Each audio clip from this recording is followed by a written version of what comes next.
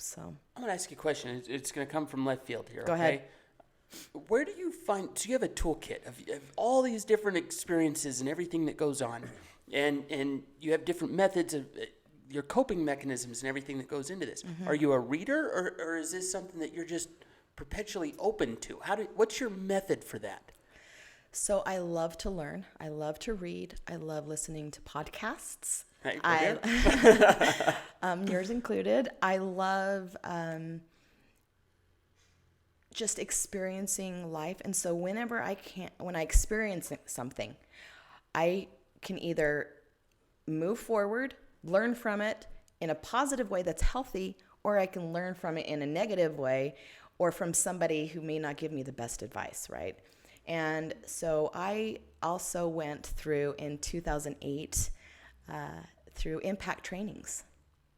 And I had just come out of a really sad divorce, and I became a facilitator of that. But through going through those different stages and the different levels that they have, man, you go to the deepest core of your deepest ugly. And you have to take a look at yourself for all of the masks that we wear, all of the stories that we tell, all the narratives that we created to overcome or to make ourselves look better or to fall into some kind of something. There's ways to deal with things in a healthy way. But how can I heal in a healthy way if I don't know how? Mm-hmm. So by reading and having faith and God and a prayer and family who's so supportive, and my kids were my life. If I didn't have my kids, I probably wouldn't be here, quite frankly. And so through things like impact trainings, which was phenomenal, and they call them angels when they get you and introduce you into impact. And my angel she was one of the case managers that I worked with in healthcare when I was in home health and hospice all these years ago. And she introduced me to it, and I was hesitant forever to go. I'm like, no, I'm not. I don't need it. Nope, I'm not ready for that. And there was always an excuse until my kids said, Mom, you need some help. Life has hit you so hard for so long. You are no longer light. And I was like, okay. And Andrea, God bless her heart, I love you, and she didn't tell me anything about it. She just said, you get to go, and you get to take off a whole week of work, and everything that you have, everything you need to find someone to take care of your kids, whatever it takes, you're going. I was like, okay. So I show up, and bam, because I'm an open person, like you had maybe mentioned. Mm-hmm. I'm open to it, and I trust. But during that, it was not easy for me to trust the process. It was not easy for me to take a look at all of these things again, but in a different way. And but the first week when we got out of there, I came home, and even my ex-husband noticed a difference in me. My kids noticed a difference in me.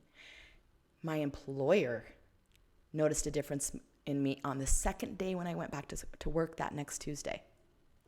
And it was just the first session of the training. There's like multiples. And so through that, I was able to gain some insight and some tools. In addition to what I'd already gained over years, I worked, when I worked for Intermountain Healthcare, I worked in their psych ward. And I was helping facilitate group sessions, and I learned a lot there. And I also went to counseling from the time I was in college until I was 2008, on and off, when I went to Impact. Mm-hmm. Wow. So you're more of a hands-on, but you've gathered, it's something I'm really working on right now. Life seems to be coming at me left and right, and it's about the tool chest. It's about the war chest of what you have to throw at it, right? Yeah. And getting all these, that's why I value these guys so much. Alec even, I learn from everybody that comes around. I'm also trying to pick up on the reading thing. So I'm always curious, is like, where are you getting it from, Well, I'm dyslexic, really cool. So reading is a challenge for me. And then now that I'm 54, I get to use readers. And so it's not fun for me anymore. So I do everything on audiobook or watching it on TV or doing immersion. game changers. Absolutely. And so I became a life coach through all my experiences by getting certifications and going and having classes and learning from the experts and having one-on-one mentors.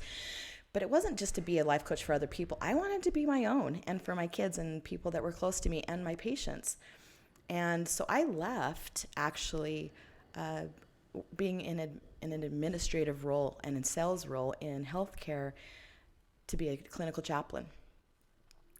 And because people had said, Jen, you have this way with people. They would call me when there was a patient breaking down and having problems, or there was an angry family, to diffuse the situation, just to listen, just to be, just to validate. And they said, Jen, you should be a social worker or a psychologist. I was like, yeah, no, no. And then I had an experience where my late father-in-law was on hospice and they had a female chaplain. And I went, oh my gosh, I can do that. That is who I can do that. And then the spirit bumps happened. And then I haven't looked back since, and it's a calling. So being a clinical chaplain and working in hospitals and trauma centers, and you even have the opportunities to work for the FBI and police officers and corporate offices, that's a calling. But doing real estate investing in mortgages, that's my career. Sure. And you need both. And you need both. So there's got to be a balance. I like that. Mm-hmm. Powerful things. Well, in your becoming a chaplain, I was in law enforcement for a while, and I had a chaplain that was very instrumental in my life, like life changing. You have a lot of opportunities to be an influence for good, and with your clinical, your learning and growing and all the coaching that you did with these different programs, were you able to? I mean, is there a time when you felt like you were really stepping into it? Like this is my flow. This is my thing. Like, is there a time when that happened? Yeah, I would say during Impact, we would go through all of the stages, and then we did life mastery and things like that. And you do these ropes courses and really big immersions. And I wasn't even completed with some of my trainings, and they asked me to be a facilitator. And I was like, I felt in myself, I'm not worthy of this. I don't have all the tools. I'm not done with my learning. Why are they asking me to do this? And I asked, and they gave me the answer that I needed to hear. And so that put me on my course of that introspection, self-empowerment, paying it forward, being a force of change and light for others so that they could see that in themselves, because people far too often lose that light in themselves. And it takes just one person, like even just riding in the elevator and you saying hi and looking them right in the face and being genuine about it. Hi, oh my gosh, you have the most beautiful eyes. You actually have great eyes. Well, I'm telling you, your eyelashes are phenomenal. Thanks. Right? I work very hard. They're Women would pay for them. You're not wrong. But just a genuine compliment. Or you're walking down the street, instead of looking down like this, look up and just make eye contact with people. You'll be amazed at what it throws them off at first, but they really appreciate the just, hi, how are you? And you really mean it. And so if you can make a difference in someone's life, just that small little thing, how cool is that? And so that kind of put me on that journey. And I left the LDS church when I was 19 years old, when I got pregnant with my daughter out of wedlock. I was a leader at LDSSA when I got pregnant because I was fornicating. Oh, no. I know. You Is that how that hellraiser, works? you. It's been scientifically proven that that's how it works. I didn't know that. I was told that you get pregnant by French kissing, actually. Well, Petting. Petting? Yeah. Yeah. yeah. It's a slippery slope, friends. Yep. That damn fornication. Unbelievable. Fornication. Gosh dang it. So. It'll get you every time. Consortium. I know. Yeah. Gosh darn. And so I was asked to step down from that, because how would it look? Of course, obviously, I got it. I was on the LDSSA folk dance team and the ballroom team and all those things, and I had to stop at that time too. But I loved it, and so I left the church when I was 19, and they offered me the opportunity, the church did, to have my name removed from the records of the church or to be excommunicated, because I did not have remorse for having a child out of wedlock. Oh, no. Because I didn't. Because when I was 17 years old, I had an ovarian tumor the size of a softball. And I had to have it removed. And What? And in surgery, before they wheeled me into surgery, I said, you will do every single thing possible to save my ovaries, because I am meant to be a mom. I am going to have children, and you are not taking that from me.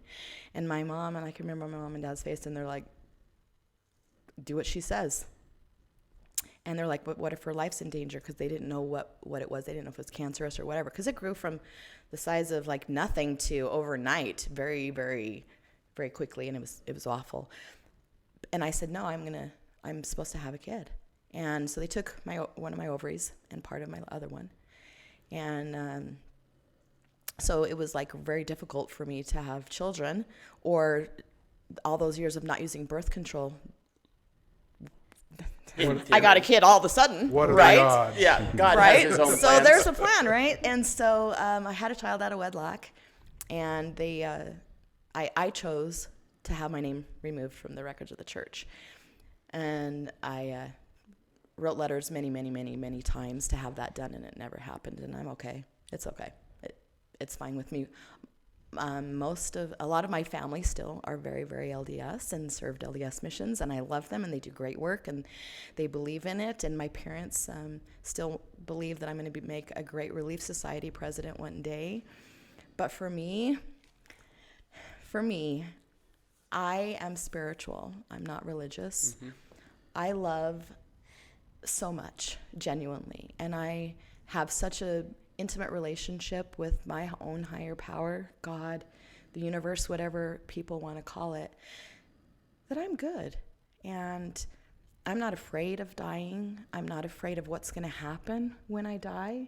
I'm not afraid of where I'm going to go or who I'm going to see, or if I'm going to have this come to Jesus talk that's going to be awful. What's going to happen?